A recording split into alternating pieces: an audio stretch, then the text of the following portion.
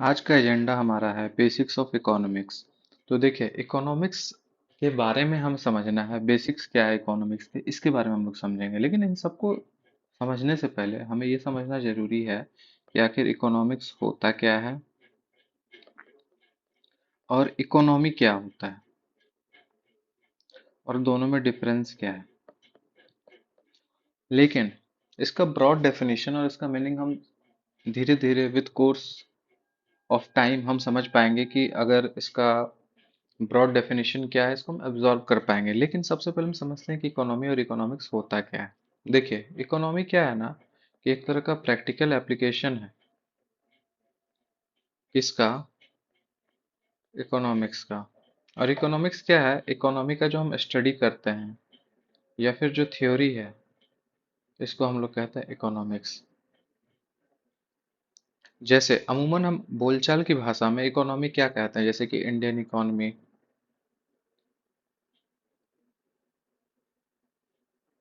US economy,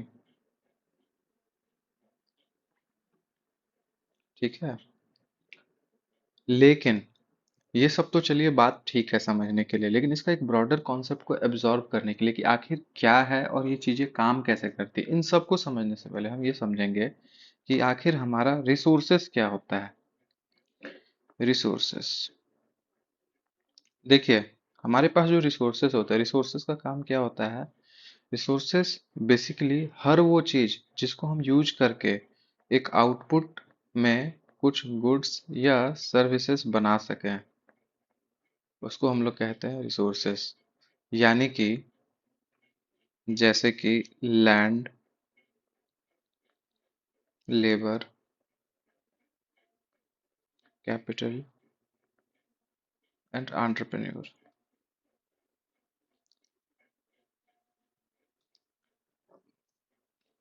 अब होता क्या है कि जो लैंड है, यहाँ पर या तो मैं लैंड का यूज करूंगा, जैसे कि मान लीजिए कोई आईटी कंपनी है, वहां पर लैंड का एक्चुअली में उपयोग होता है। वहां पर लैंड में हमने बिल्डिंग डाला, आईटी प्रोफेशनल्स को हायर किया,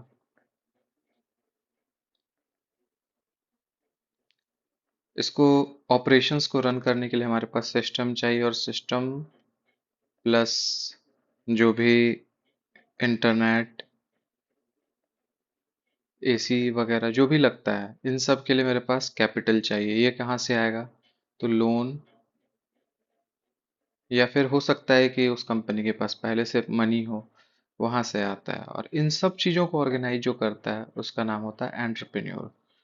तो इन सब को मैनेज जब करते हैं तो मेरे पास आता है कुछ ना कुछ सर्विस, जिसको आईटी सर्विसेज में हम लोग यूज करते हैं। जैसे आज कोई डेटा आ जा रहा है, या फिर आप जो यूट्यूब पे आप वीडियो देख रहे होंगे, या फिर किसी भी प्रकार का मोबाइल में ऑपरेटिंग सिस्टम चल रहा है, सब कहीं ना कहीं सर्विस का परिणाम है। तो ये तो चलिए एक एग्जाम्पल था, लेकिन हम और समझते हैं। जैसे कि लैंड का उपयोग करते हैं कि स्टील इंडस्ट्री, जैसे हम टाटा स्टील की बात करते हैं, तो वो एक लैंड देखेगी जहां पर अपने फैक्ट्री का सेटअप कर पाएगी। तो फैक्ट्री के लिए लैंड चाहिए, लेकिन इसके अलावा क्या चाहिए, रॉ मटेरियल चाहिए, जहाँ पे से कोयला मिले, स्टील मिले, मतलब आयरन और मिले, मैग्नाइट मिले,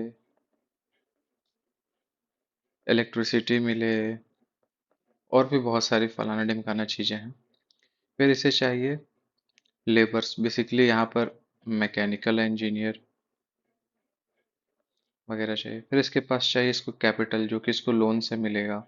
और एंटरप्रेन्योर यहाँ पे टाटा इंडस्ट्री का जो मैनेजमेंट होगा, टाटा स्टील का, वो यहाँ पर होगा। इन सब का जब साथ मिलता है तो यहाँ पर स्टील का प्रोडक्ट्स तैयार होता है। तो हमें समझ में आ रहा है इस तरीके से चीजें काम करती हैं। लेकिन इन सबको समझने से पहले हम आते हैं कि आखिर ये जितने भी रिसोर्सेस हैं, ये क्या है, स्कार्स हैं। मतलब क्या है, लिमिटेड अमाउंट में है। और यहीं से हमें इकोनॉमिक्स का इम्पोर्टेंस समझ में आता है। तो जब हम इन रिसोर्सेस को, जिसको हम लोग कह रहे हैं कि लैंड, लेबर, कैपिटल और एंटरप्रेन्योर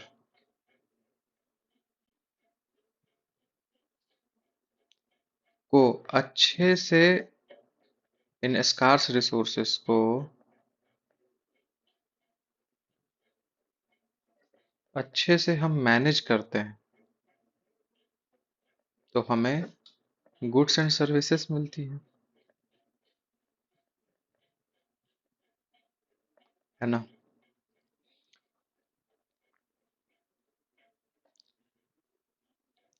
तो इसीलिए हम कहते हैं कि जो इकोनॉमिक्स है हमारा क्या है, एक डोमेन है स्टडी का जो कि हमें स्कारसिटी ऑफ रिसोर्सेस को किस तरीके से मैनेज करना है ताकि अच्छे से गुड्स एंड सर्विसेज का प्रोडक्शन हो पाए, ताकि वेलफेयर हो और वेल्थ क्रिएशन हो लोगों के लिए और आम जनमानस के लिए और गवर्नमेंट के लिए या फिर कोई भी इंस्टीट्यूशन के लिए। एंटरप्रेन्योर भी तो हमारा वेल्थ खोजेगा। तो हम ये कह सकते हैं कि इकोनॉमिक्स क्या होता है, इसका एक हमें नैरो आइडिया मिल गया होगा। लेकिन हम इसको समझते हैं कि जब यही सारी चीजें जब किसी कंपनी या लोग या गवर्नमेंट के द्वारा स्टार्ट करके गुड्स एंड सर्विसेज के प्रोडक्शन के बाद फैसिलिटेट की जाती हैं सारी एक्टिविटी, सब हम लोग इकोनॉमी के अंदर में काउंट करते हैं। इन सब चीजों को जब हम समझते हैं तो हमें समझ में आता है कि इकोनॉमिक्स में बेसिकली हम लोग क्या देखते हैं कि economics is basically about managing the resources. देखिए, जब हम रिसोर्स मैनेजमेंट की बात कर रहे हैं तो यहाँ पर एक कॉन्सेप्ट आता है 3 E's का। इसमें होता है, पहले ई का मतलब होता है एफिशिएंट, इफेक्टिव, थर्ड ई का मतलब होता है इकोनॉमिकल। देखिए, यहाँ पे इसका इम्पोर्टेंस ये है कि कोई भी चीज़ कितनी एफिशिएंट है। अगर कोई भी गाड़ी, मेरे कहने का मतलब आसान तरीके से, अगर कोई भी कार अगर मेरी माइलेज ज़्यादा दे रही है तब मैं कहूँगा कि ये एफिशिएंट है ना। ये एक एग्जाम्पल हुआ। मेरे कहने का मतलब अगर कोई भी काम करने के लिए मैं लेस रिसोर्सेस का यूज करता हूँ और इससे मैं आउटपुट डिजायर्ड रिजल्ट को ले आ सकता हूँ, यानी कि कोई गुड्स एंड सर्विसेज का प्रोडक्शन कर सकता हूँ, तो मैं कहूँगा कि मैं एक एफिशिएंट व्यक्ति हूँ। और मैं जब इफेक्टिवनेस की बात करूँगा तो इफेक्टिवनेस क्या होता है कि कोई भी काम करने में अगर मैं कम समय ले रहा हूँ तो मैं कहूँगा कि मैं ज़्यादा इफेक्टिव हूँ। जैसे कि अगर मैं एक कोर्स कंप्लीट करने के लिए 8 दिन लूँ और मेरे बजाय अगर आप कोर्स कंप्लीट कर रहे हो और आप उसी काम को करने में 6 दिन में ही कर दें तो मैं कहूँगा कि आप ज़्यादा इफेक्टिव हैं। और अब इकोनॉमिकल जब हम कहने की बात कहें तो मान लीजिए कि अगर मुझे मुंबई में अंधेरी से बांद्रा जाना है और उसके लिए मैं एक टैक्सी का उपयोग कर सकता हूँ या फिर लोकल ट्रेन यूज कर सकता हूँ, और अगर मेट्रो हो तो क्या मैं मेट्रो का यूज कर सकता हूँ या फिर बस का यूज कर सकता हूँ। तो टैक्सी यूज करूंगा मुझे 200 रुपये लगेंगे, लोकल ट्रेन में 20 रुपये, मेट्रो में 40 रुपया, बस में 15 रुपये। तो मैं क्या यूज करके पहुंच सकता हूँ? अगर मैं कहूँ कि मैं बस को यूज करके पहुंच सकता हूँ तो मैं कहूँगा जो मैंने जिस बस को यूज करके पॉइंट ए से बी पे मुझे पहुंचना था तो मुझे समझ में आता है कि बस का यूज करके मैंने ज़्यादा इकोनॉमिकल डिसीजन लिया। उसी तरीके से जब कोई कंट्री या कोई कंपनी या कोई एक इंडिविजुअल चीज़ों को एफिशिएंट, इफेक्टिव और इकोनॉमिकल तरीके से करता है तो ज़्यादा से ज़्यादा मोर गुड्स एंड सर्विसेज का प्रोडक्शन होता है और eventually goods and services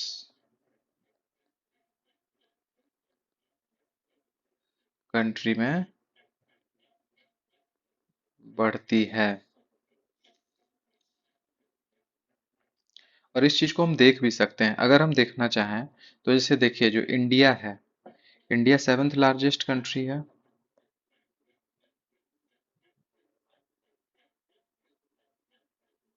India, वहीं अगर हम कंपेयर करें जापान,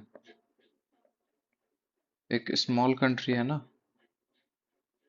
लेकिन अगर हम उसकी जीडीपी को कंपेयर करें तो जापान का जो जीडीपी है वो इंडिया से बड़ा है।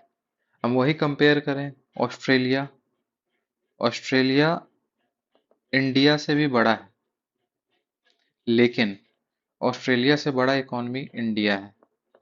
हालांकि ये कंपैरिजन सही नहीं होगा अगर हम जीडीपी कंपैरिजन में अगर बात करें तो, क्योंकि इंडिया का जीडीपी ऑस्ट्रेलिया से बड़ा है और इंडिया से जापान का बड़ा है। पर अगर हम पॉपुलेशन की बात करें तो इंडिया इन सबसे बड़ा है।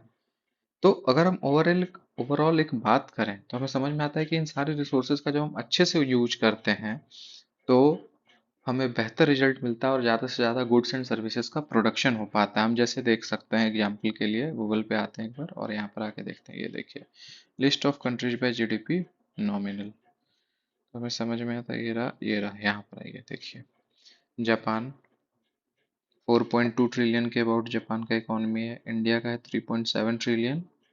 और हम वहीं पर आते हैं, ये देखिए ऑस्ट्रेलिया 1.6 ट्रिलियन। तो हमें समझ में आता है कि इंडिया से इंडिया बेहतर है ऑस्ट्रेलिया से कुछ हद तक जीडीपी के मामले में। पर जापान छोटा होने के बावजूद, मतलब कम लैंड्स हैं इसके पास, कम लैंड है, पॉपुलेशन कम है, लेकिन यहाँ पर जीडीपी ज़्यादा है, मतलब ज़्यादा इफेक्टिव, ज़्यादा इकोनॉमिकल और ज़्यादा एफिशिएंट तरीके से रिसोर्सेज का यहाँ पर यूज किया गया है। चलिए हम वापस से अपने टॉपिक पे आते हैं। तो हमें ये समझ में आया कि जब कोई entrepreneur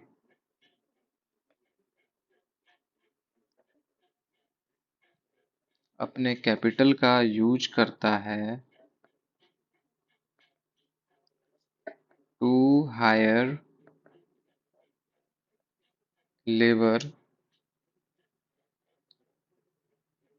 to produce goods and services,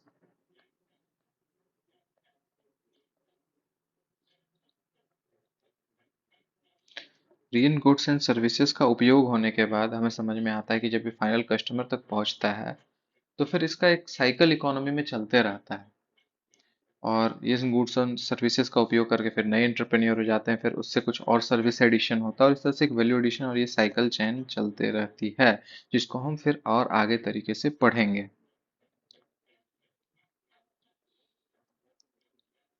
तो देखिए हमें ये बात समझ में आई कि आखिर इकोनॉमी क्या होता है और इकोनॉमिक्स क्या होता है। तो ये सारी गतिविधि जो हम देखते आ रहे हैं शुरू से अभी तक, ये रिसोर्सेस से गुड्स एंड सर्विसेज का प्रोडक्शन इफेक्ट, इन सब गतिविधि को जब कोई लोग, मतलब कि व्हेन पीपल, गवर्नमेंट, इंस्टीट्यूशन यानी कि कंपनी हो, कम टुगेदर टू प्रोड्यूस, अब बनाए हैं तो इसका व्यापार भी तो होगा, to produce, trade, distribute goods and services in an activity. इस एक्टिविटी को ही हम लोग इकोनॉमी का नाम दे देते हैं।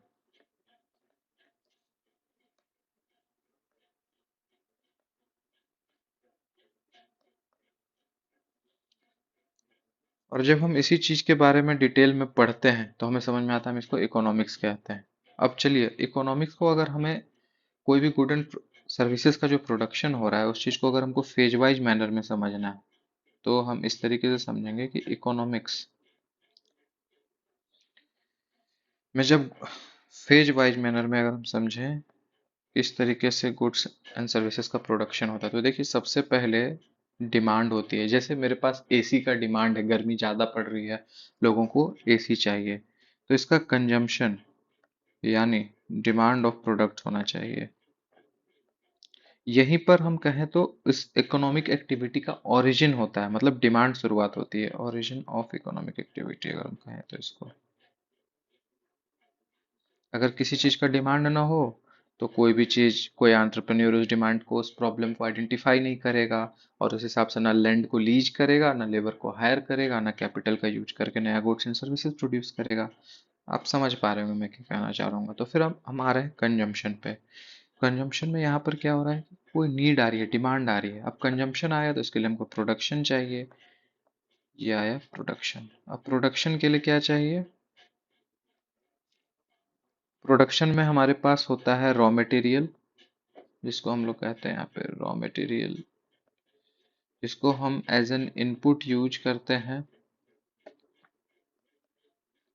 इसमें हम लोग लेबर डालते हैं, टेक्नोलॉजी यूज करते हैं, और इनसे हमको क्या मिलता है, एक आउटपुट मिलता है, क्या, गुड्स एंड सर्विसेज का।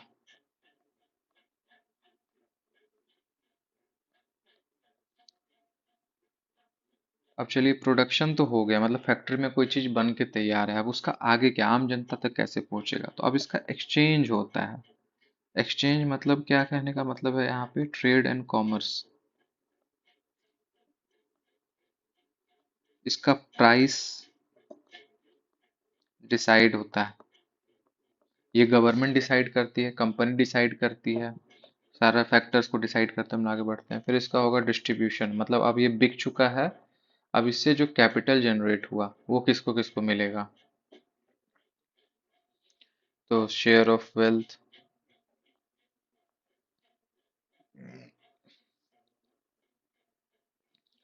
तो आप एक चीज को याद करेंगे, अगर हम यहाँ पे बात कर रहे हैं प्रोडक्शन में, तो इसमें कुछ फैक्टर्स हमने यूज किया था। याद करिए, ये रहा ना यहाँ पर ये, एग्जैक्टली, ये इन्हीं फैक्टर्स का यूज करते हुए, लैंड, लेबर, कैपिटल, एंटरप्रेन्योर का ही यूज करते हुए हम कोई भी गुड्स एंड सर्विसेज को प्रोड्यूस कर सकते हैं, ऐसे तो हो नहीं सकता है। तो land, labour, capital, entrepreneur,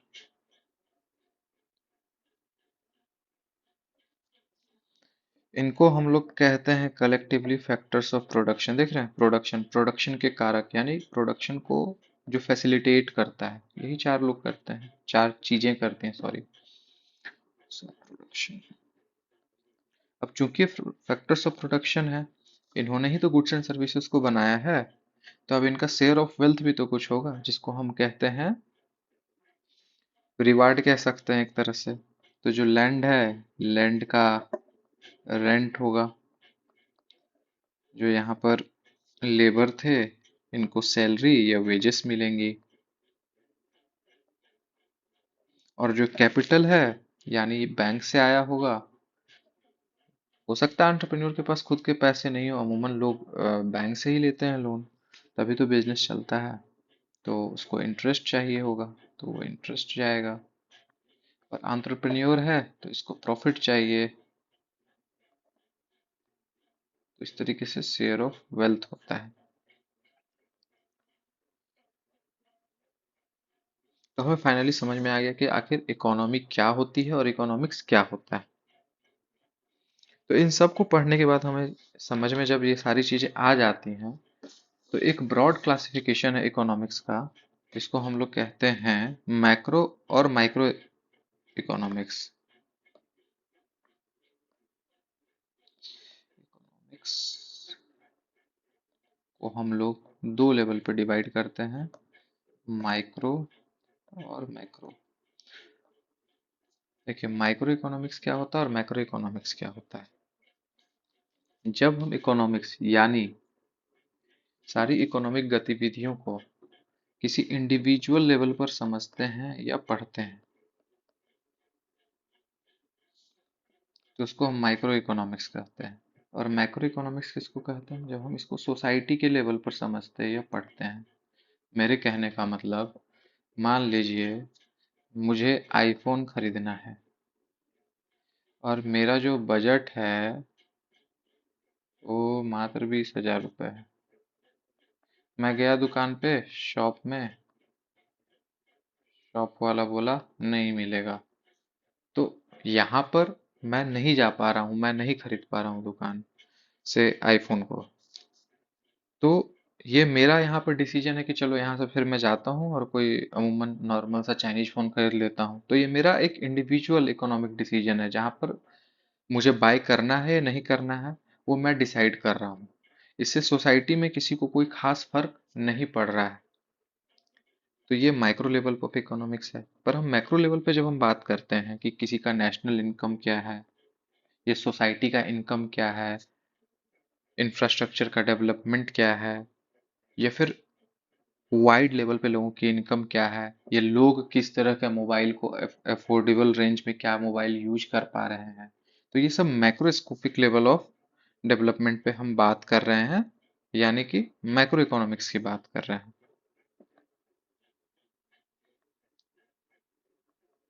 national income, infrastructure. हालांकि कई जगह पे मैक्रो इकोनॉमिक्स और माइक्रो इकोनॉमिक्स एक दूसरे के साथ कोइंसाइड करते हैं, और जैसे जैसे ऐसा होते जाएगा उस चीज को हम डिस्कस करते चलेंगे। तो माइक्रो और मैक्रो इकोनॉमिक्स में समझ में आया कि जो हमारा अप्रोच रहेगा बेसिकली आगे के लिए मैक्रो इकोनॉमिक्स का रहेगा। और हम लोग इंडियन इकोनॉमिक्स को ज़्यादा पढ़ने की कोशिश करेंगे। हालांकि पूरी दुनिया में अलग अलग इकोनॉमिक्स है, हर का अपना अपना स्पेशलाइजेशन है, अलग अलग टाइप है। लेकिन इंडियन इकोनॉमिक्स हमारा प्रेफरेंशियल टाइप रहेगा, और जहाँ जहाँ जो को रिलेशंस आएंगे, जो टर्म पूरे ग्लोबली यूज होते हैं, उनको भी हम देखेंगे। तो चलिए अब हम समझते हैं इंडियन इकोनॉमिक्स को ही हमारा फोकस क्या रहेगा। Indian economics.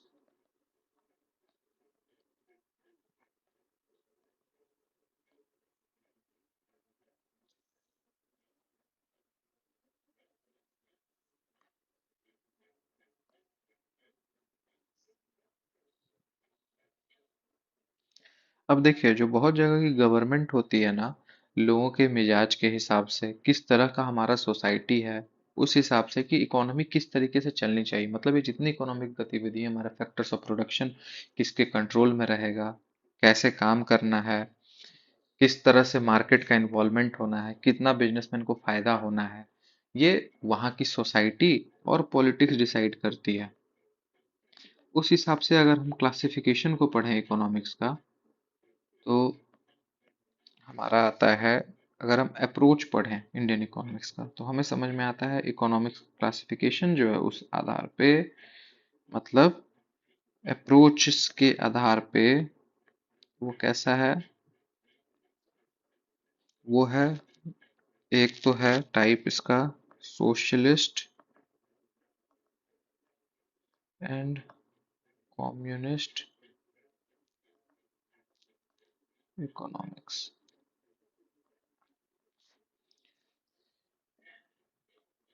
एक इकोनॉमी है हमारी मिक्स्ड इकोनॉमी।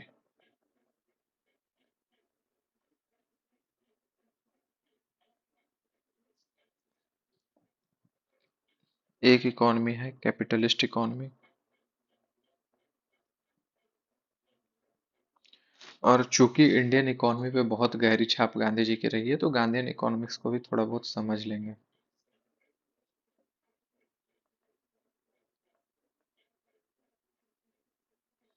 देखिए, एक जनरल आइडिया आप लोगों को होगा ही, अमूमन हम लोग न्यूज में देखते रहते हैं, लेकिन फिर भी हम समझते हैं। यहाँ पर सोशलिस्ट और कम्युनिस्ट इकोनॉमिक्स में हम जब बात कर रहे होते हैं ना, तो यहाँ पे कॉन्सेप्ट ऑफ प्राइवेट प्रॉपर्टी नहीं के बराबर है।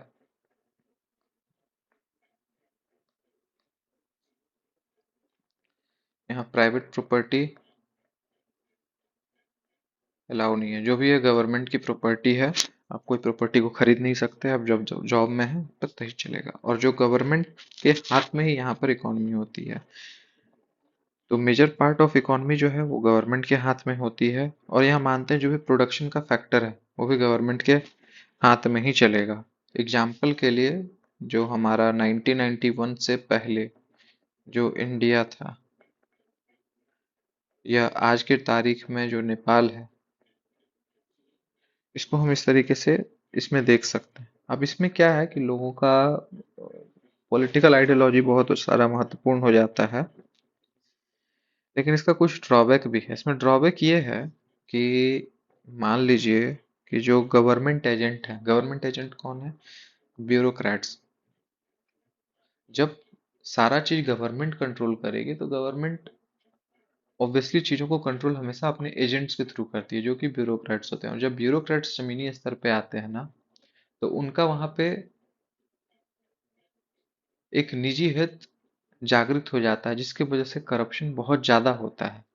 तो इस तरह की कंट्री में अमूमन देखते हैं हम, सोशलिस्ट कम्युनिस्ट टाइप की इकोनॉमिक्स में करप्शन बहुत ज्यादा होता है।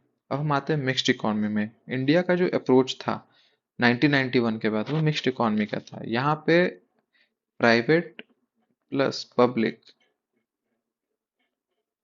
को एग्जिस्ट करते हैं एक साथ। आज भी आप देखेंगे इंडिया में पब्लिक सेक्टर बैंक भी है, प्राइवेट सेक्टर बैंक भी है। पब्लिक सेक्टर यूनिट्स जो पीएसयूज हैं, जैसे आईयूसीएल है, ओएनजीसी है, एसबीआई है, रिलायंस है, एचडीएफसी है, ये सब साथ में एग्जिस्ट कर रहे हैं ना, तो हमारा इकोनॉमी मिक्स्ड इकोनॉमी के जैसा है। लेकिन इसका ड्रॉबैक ये है ना कि यहाँ पर ये दोनों जो है आपस में compete भी करने लगते हैं। और अमूमन ऐसा देखा जाता है कि जो पब्लिक सेक्टर की कंपनियां हैं ये लॉस में जाने लगती हैं, अगर इनका मोनोपोली नहीं है बिजनेस में तो। और एक डर हमेशा बना रहता है कि कहीं प्राइवेट सेक्टर की जो कंपनियां हैं ये नेशनलाइज ना हो जाए, नेशनलाइज ना हो जाए, इसका फियर रहता है। और हम कैपिटलिस्ट इकोनॉमी की बात करें तो ये फ्री इकोनॉमी होता है, जो कि मार्केट फोर्सेस के हिसाब से चलती है। कंप्लीटली प्राइवेट सेक्टर, यहाँ पे लिबरल हैं लोग। यहाँ पर हम एग्जांपल के लिए ले सकते हैं यूएसए। और हम मिक्स्ड इकोनॉमी की बात करें एग्जांपल के लिए, तो अभी के जो भी इंडिया है या इटली कह सकते हैं, फिर हम कह सकते हैं यूरोप का कुछ हिस्सा भी आता है इसमें। अब गांधीयन इकोनॉमिक्स बेसिकली एक थियोरेटिकल पार्ट कह सकते हैं है, क्योंकि इसमें हम ट्रस्टीशिप पे गांधी जी ने ज़्यादा जोर दिया है। और वेल्थ क्रिएशन के बजाय छोटी छोटी इंडस्ट्रीज को, मतलब डिसेंट्रलाइजेशन इनका मेन एजेंडा था कि जितनी छोटी कंपनी जो डिसेंट, जितना लोअर लेवल पे ऑनरशिप हो सके। मतलब इनका अप्रोच कुछ ऐसा था कि कैपिटलिस्ट जैसा ही था अप्रोच, बट सोशलिस्ट कैपिटलिस्ट का मिक्स्ड इकोनॉमी। मतलब हम कह सकते हैं ना कि मिक्स्ड इकोनॉमी गांधीन इकोनॉमिक्स में बहुत सारे डिफरेंसेस नहीं है। गवर्नमेंट का इंटरफेरेंस भी चाहते थे कि पब्लिक लाइफ में हो, और बिजनेस में फ्रीडम भी हो, तो बिजनेस फ्रेंडली भी रहे।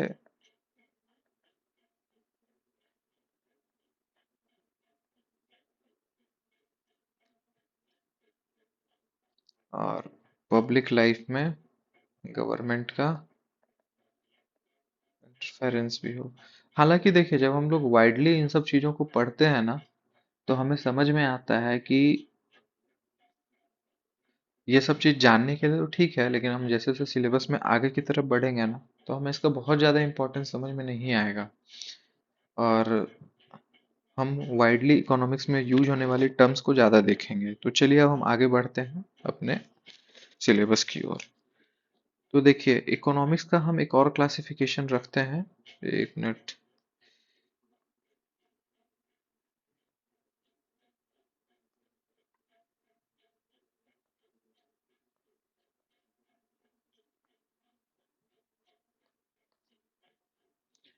और इस वाला जो ये जो क्लासिफिकेशन है ना, ये क्लासिफिकेशन है इकोनॉमिक एक्टिविटीज के आधार पे। एक्टिविटीज, या हम कहें सेक्टर्स के, according to sector. Primary, secondary, tertiary. देखिए ये चीज़ें हम ना 6-7 क्लास से पढ़ते आ रहे हैं, लेकिन फिर भी इसका एक बेसिक कॉन्सेप्ट होना चाहिए क्योंकि हमारा टॉपिक ही है बेसिक्स ऑफ इकोनॉमिक्स। फिर हम धीरे धीरे इन्हीं सब चीज़ों को समझते हुए एडवांस लेवल की ओर आएंगे। तो चलिए अब शुरू करते हैं। तो देखिए प्राइमरी सेक्टर क्या होता है, इसमें हर वो इकोनॉमिक एक्टिविटी आएगी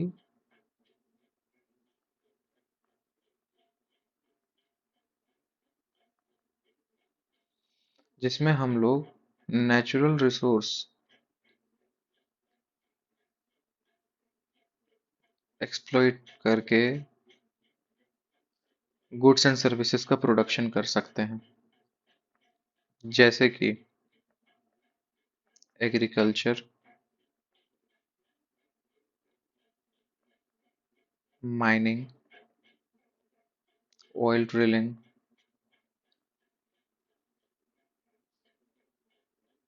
और अमूमन हम इस चीज़ को अगर गौर करें ना, तो जो प्राइमरी एक्टिविटीज बेस्ड जो भी इकोनॉमिक्स है, प्राइमरी एक्टिविटी बेस्ड इकोनॉमी जितनी भी हैं, ये सब बेसिकली ज़्यादातर अगर आप गौर करें तो अंडर डेवलप्ड कंट्रीज में majority of population majority of population जो है प्राइमरी एक्टिविटीज में इन्वॉल्व है। इंडिया को अगर हम देखें तो 1991 से पहले, ये इवन आज भी majority of economy primary activities में, majority of population sorry, primary activities में ही इन्वॉल्व है।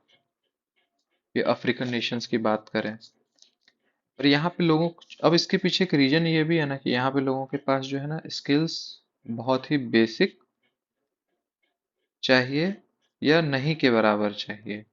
और रिपीटेटिव टाइप का जॉब है, जॉब जो है, जॉब का नेचर कैसा है, तो रिपीटेटिव जैसा होता है। तो ये हार्ड वर्किंग तो जरूर होता है, पर इसमें बहुत कुछ हमें नॉलेज का जरूरत नहीं पड़ता है। और हम सेकेंडरी सेक्टर की बात करें तो इसमें जो भी मैन्युफैक्चरिंग है, मतलब इसका ही जो नेचुरल रिसोर्स है ना, इसी को हम यूज करके एक वैल्यू एडिशन करते हैं उसके प्रोडक्ट में। अगर आप अमूमन गौर करें तो जैसे फूड प्रोसेसिंग सेक्टर है जो एग्रीकल्चर का यूज करता है, प्रोसेसिंग ऑफ नेचुरल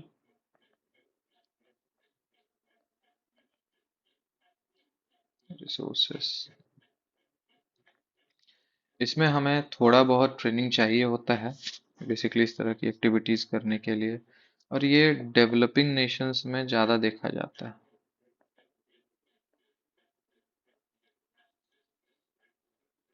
इसका हम एग्जांपल अगर लें इस तरह की काम का, तो ये होता है आयरन एंड स्टील,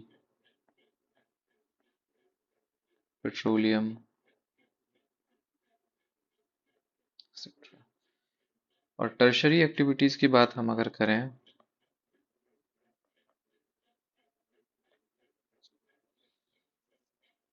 तो इसमें सर्विस बेस्ड काम ज़्यादा होता है, service based activity.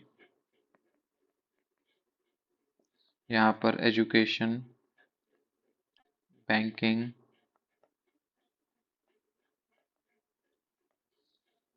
Health care, bureaucracy.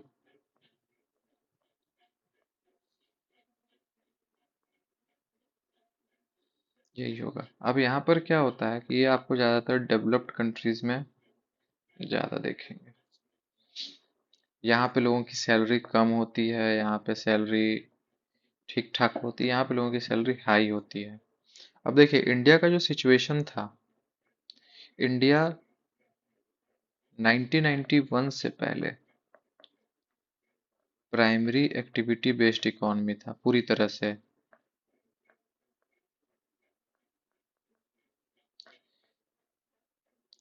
1991 के बाद एलपीजी, जिसको कहते हैं लिबरलाइजेशन, प्राइवेटाइजेशन, ग्लोबलाइजेशन, जिसकी हम चर्चा कर थोड़ी देर पहले अभी इनडायरेक्टली किया हमने कि किस तरह से हम लोग सोशलिस्ट इकोनॉमी से डायरेक्ट मिक्स्ड इकोनॉमी में ट्रांजिशन लिए और अब कैपिटलिस्ट इकोनॉमी की ओर हम लोग बढ़ रहे हैं।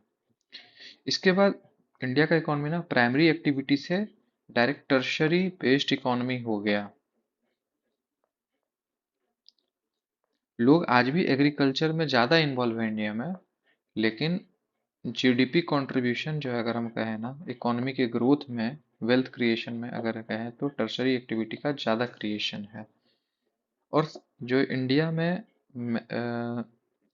सेकेंडरी सेक्टर है,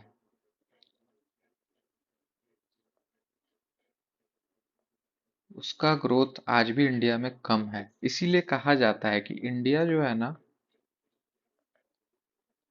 ग्रोथ काफी हुआ है इंडिया में, पर इंडिया का ग्रोथ जो है ना, वो जॉबलेस ग्रोथ था। क्योंकि होता क्या है ना कि मैन्युफैक्चरिंग सेक्टर में बहुत सारा तरह का जॉब होता है। जैसे मान लीजिए कि स्टील इंडस्ट्री में है, स्टील इंडस्ट्री में नट बोल्ट बनाने से लेकर के, कांटी फैक्ट्री में कांटी बनाने से लेकर के, आईटीआई डिप्लोमा होल्डर्स, अलग अलग तरीके के डेस्क जॉब करने वाले, फ्लोर डेस्क पे काम करने वाले, बहुत तरीके का जॉब क्रिएशन होता है। जबकि टर्शरी सेक्टर में आज की तारीख में बहुत ज़्यादा ऑटोमेशन आ गया है, क्रिएटिवनेस की ज़रूरत होती है, इसमें बहुत सारे लोगों का एम्प्लॉयमेंट नहीं हो सकता टर्शरी सेक्टर में, जबकि मैन्युफैक्चरिंग सेक्टर में बहुत ज़्यादा एम्प्लॉयमेंट हो सकता है।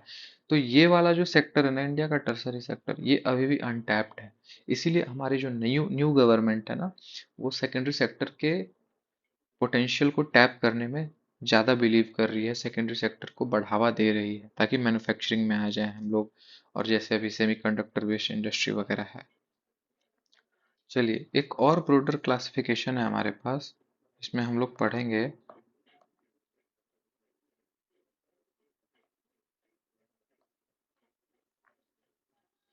कि इकोनॉमी में जो भी ऑनरशिप है बिजनेस का, वो किसके पास है, उसके बेसिस पे हम लोग किस तरीके से डिवीजन करते हैं इकोनॉमी का। एक होता है पब्लिक सेक्टर, एक होता है प्राइवेट सेक्टर, एक होता है पीपीपी, यानी public private partnership.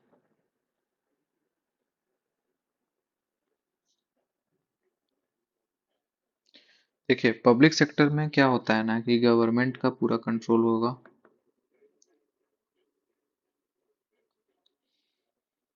Private sector में क्या होगा, किसी भी इंडिविजुअल या कंपनी का कंट्रोल होता है ऑब्वियसली। यहाँ का जो मेन मोटिव होता है वेलफेयर, लोगों का भलाई हो, प्रॉफिट नहीं भी हो तो चलेगा, पर वेलफेयर मेन मोटिव होता है। यहाँ प्रॉफिट मेन मोटिव होता है हमेशा।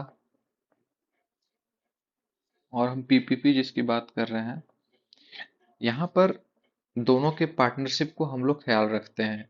क्योंकि देखिए, इसमें कहीं ना कहीं एक ड्रॉबैक ये है, और इसमें एक मेजर अप्रिशिएबल चीज़ है ये प्रॉफिट। जब हम इन दोनों को ऐड करना चाहते हैं ना, ताकि कोई भी काम एक टाइमलाइन के अंदर हो, टेक्नोलॉजिकल कोऑर्डिनेशन हो,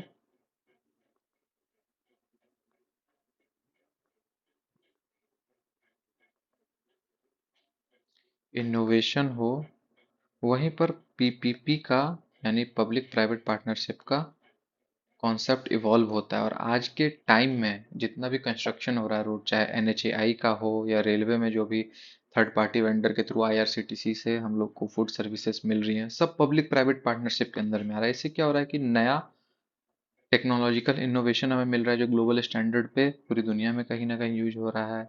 टाइमलाइन में काम हो जाता है हमारा, नया नया इनोवेशन आ रहा है, कॉस्ट हमारा इनपुट कॉस्ट कम हो गया है।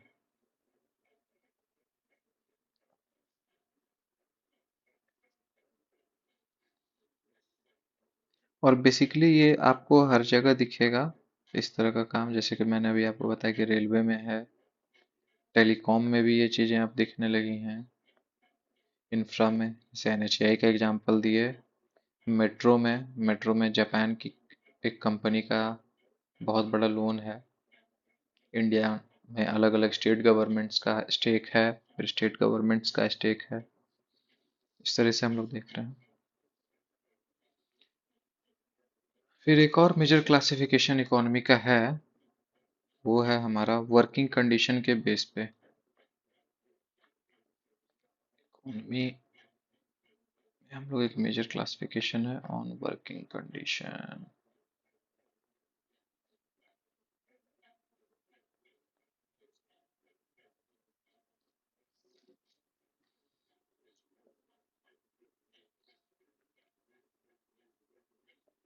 इसका मेजर क्लासिफिकेशन में हम देखेंगे, एक है ऑर्गेनाइज्ड सेक्टर, एक है अनऑर्गेनाइज्ड सेक्टर।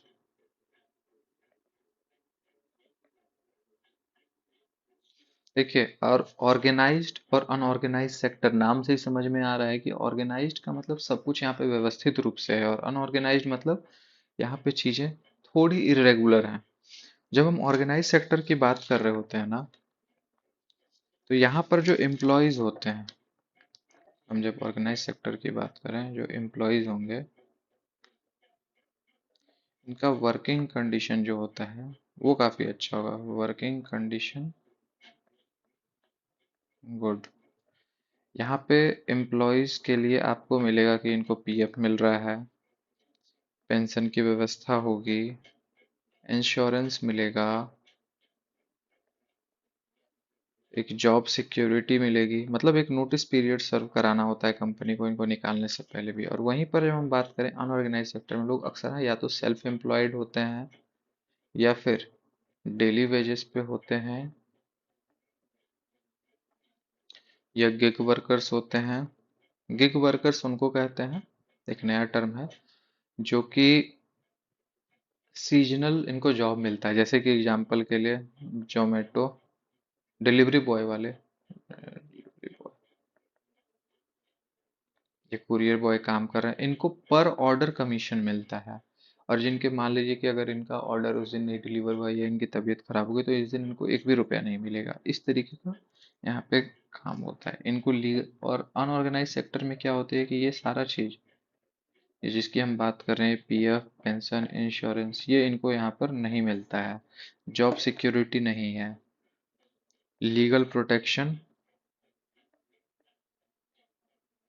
बहुत ही कम है।